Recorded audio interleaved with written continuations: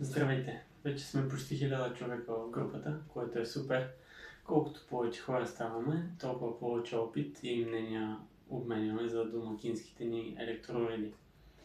За съжаление, с алгоритъма във Facebook все още не сме големи приятели и клиповете, които правя, не достигат до всички в групата.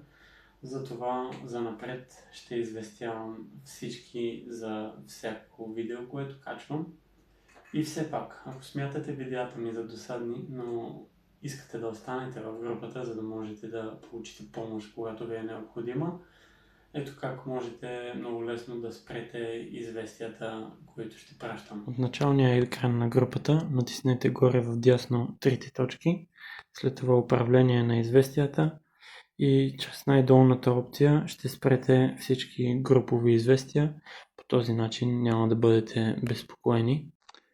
А за всички останали, след като изгледате това видео, можете да проверите секцията препоръчани, за да се убедите, че не сте изпуснали някое от видеята, които съм качвал и смятам за много полезни.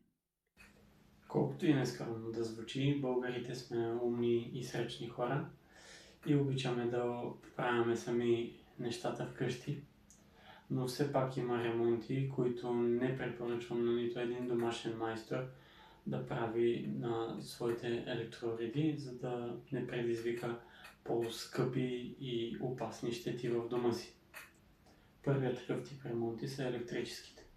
Абсолютно не препоръчвам самостоятелно ремонтиране на окабеляване, захранващи връзки, контролни платки на уредите. Такъв тип ремонти могат да предизвикат пожар, токов удар и дори изключените от мрежата електроуреди могат да съхранят в себе си електрически заряд, който да е опасен за човека, който се опита да ги ремонтира. Вторият такъв тип ремонти са газовите, които включват фурни, печки, има и сушилни, които са на газ. Такъв тип ремонти могат да предизвикат изтичане на газ, въглероден окис, експлозии, така че определено са доста опасна материя. Оставаме ги на страна. Третия тип са ремонт на хладилни системи. Те и климатичните системи работят под високо налягане. Също така фреона е високо запалим газ. Един непрофесионален опит за ремонт може да повреди уреда, компресора. Също може да е опасен за нас и имуществото ни. Също така не дейте да заобикаляте защитите на уреда, като температурни датчици, бушони, защитни ключове.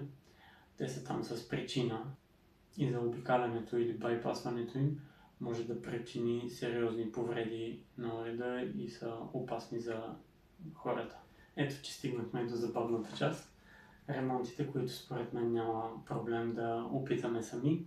Това са смяна и почистване на филтри, почистване на въздуховоди, смяна на копчета. Бих добавил смяната на уплътнения. Тези на хладилниците, на фурните са доста лесни за смяна.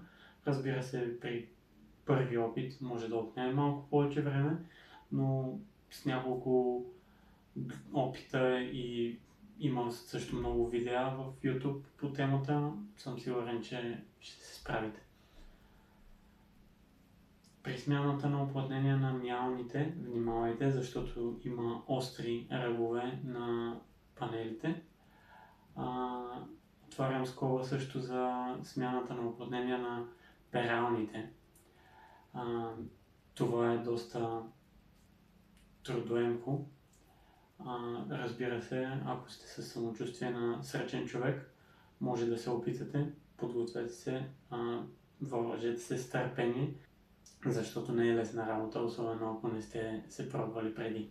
Един съвет: след смяна на уплътнение на съдомиална или пералня, наблюдавайте уреда следващите 2-3 програми, просто за да сте сигурни, че няма да протече и да предизвика по-големи щети. И в заключение, проектите домашен майстор са страхотни, стига да са изпълнени правилно, но някои ремонти са прекалено рискови, могат да причинят пожари, наранявания, скъпа подмяна на оред, анулиране на гаранция. Затова, ако не сте сигурни дали даден ремонт е подходящ да опитате сами, можете винаги да оставите коментар под публикацията или просто да ми пишете. Винаги съм щастлив да ви помогна за съвет. А сега може да споделите това видео с приятели, за да им помогнете да избегнат скъпи и опасни грешки. Още подобни видеа ще закачам в групата във Facebook в секция препоръчани.